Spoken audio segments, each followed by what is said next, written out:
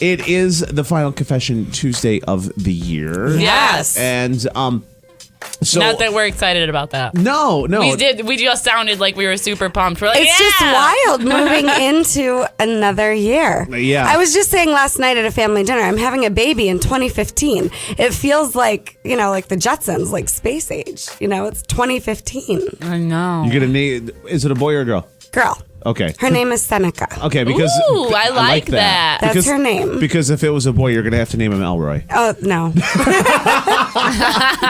No, it's I a like little that. girl. Seneca. I They're don't think just I've ever a few heard that. weeks away. As opposed to her daughter, Judy. Yeah.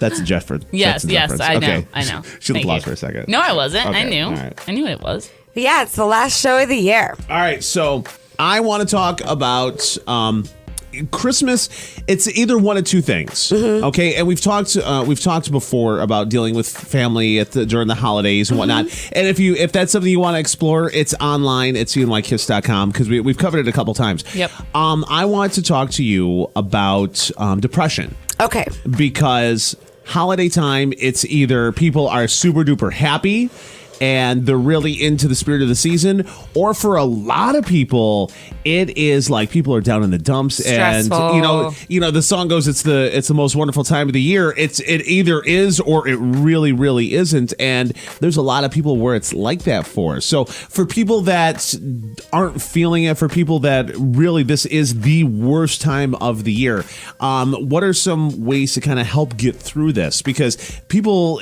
especially around Christmas time and whatnot, it feels a lot different. It feels a lot worse than normal. Well, yeah, and the truth is the holidays are bringing up issues that have been there the whole time that maybe haven't been addressed. That's what I want people to recognize, right? The holidays aren't creating problems that weren't already there. Right. It's just really loud during the holidays looking at your relationship status, your bank account, your family situation. But it's not like all of a sudden December comes around and these things just happen.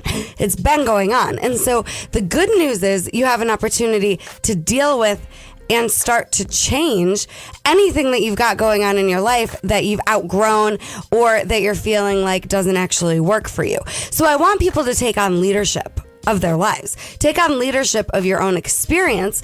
And then here's the deal. If there are areas in your life where you're suffering, allow yourself to feel that so that you can change it. If I'm ignoring the truth about what's happening, then I can't do anything about it. And then a lot of times it has to get worse before it can get better.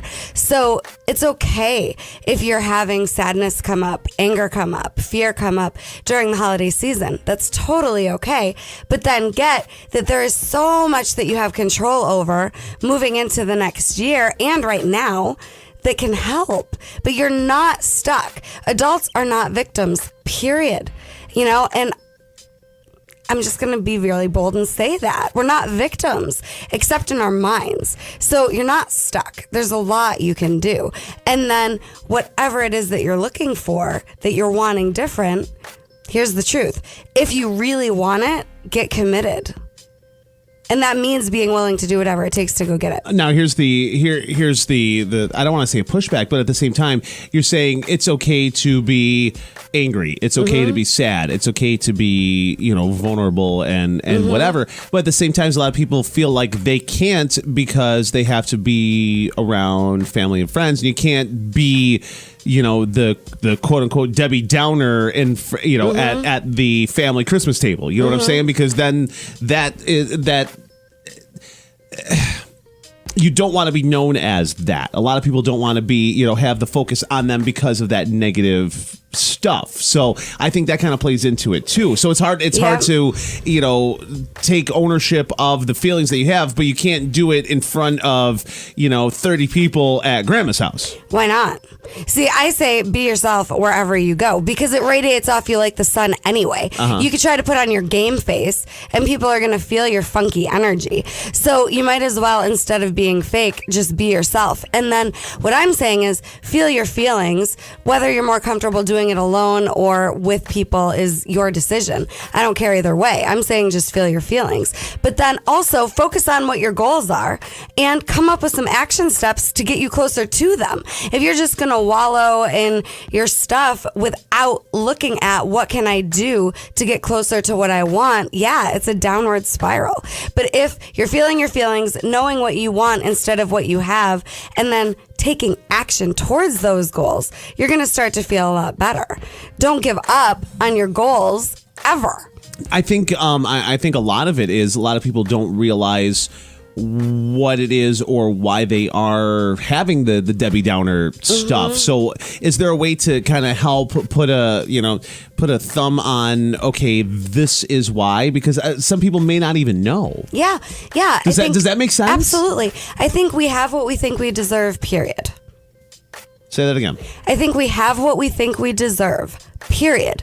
So if you aren't happy with where you are, what that tells me is maybe we want to raise the bar that you have set for yourself in terms of what you're worth. And everyone I've ever had come through my office has a self-inflicted glass ceiling.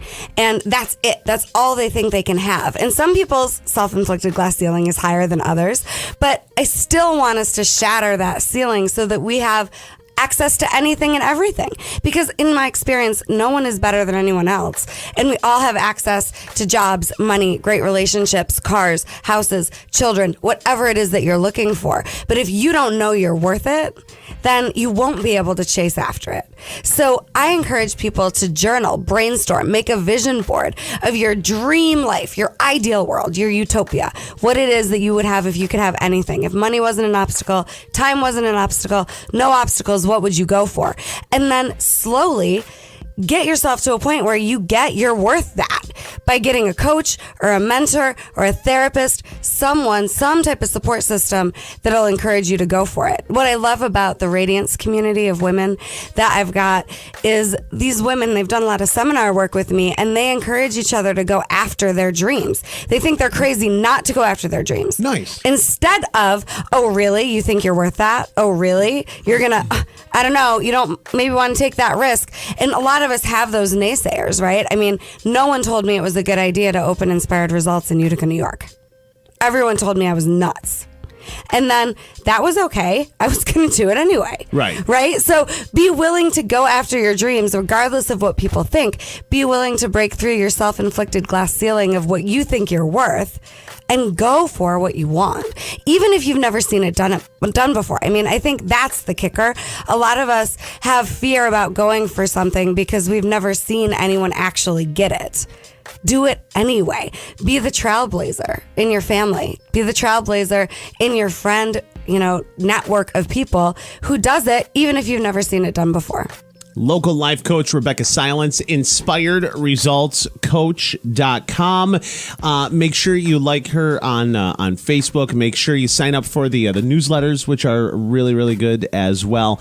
And doing corporate stuff and private stuff as well. And those sad feelings. I just want to say one more thing about those darker emotions.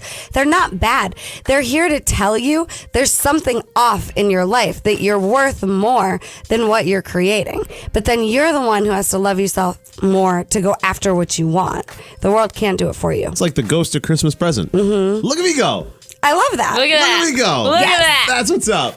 It is a Confession Tuesday. Local life coach Rebecca Silence in studio here on KISS FM.